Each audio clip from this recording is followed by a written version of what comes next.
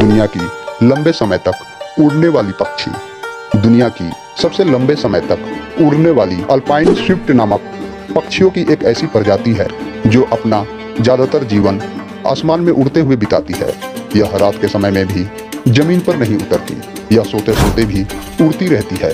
वैज्ञानिकों ने जब एक अल्पाइन स्विफ्ट पंछी पर 200 दिनों तक नजर रखी तो हैरान रह गए, क्योंकि ये पंछी 200 दिनों तक लगातार उड़ती रही।